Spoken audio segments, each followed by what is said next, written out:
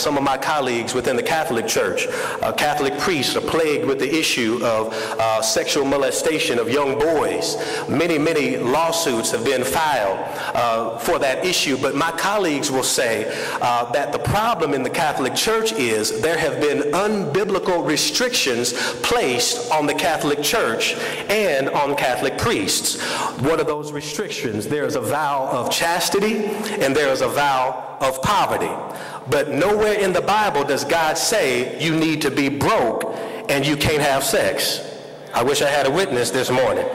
And I don't know about y'all, but I'm glad to be Baptist because I don't plan to be broke and I do plan to have sex. That's why I'm married. Amen. Because the reality is we often look at the preacher or the priest and we forget that we are also human beings.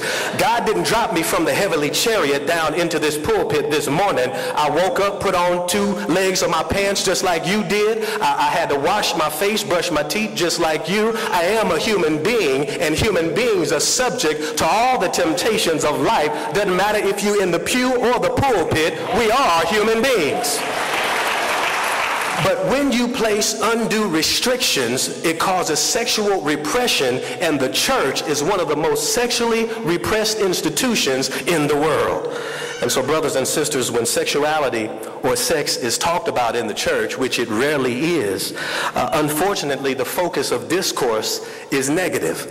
It's more negative than it is positive. We can highlight sexual sin.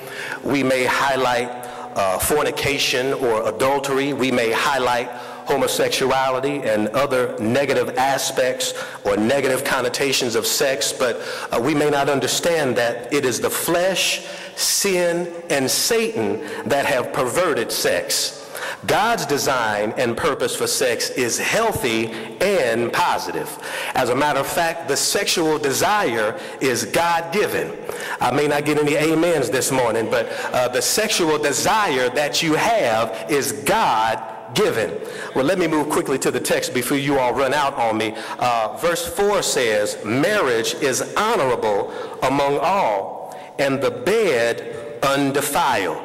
What does the author of Hebrews mean when he says that the bed is undefiled and that marriage is honorable among all? What he's literally saying is that sex within marriage is holy and healthy.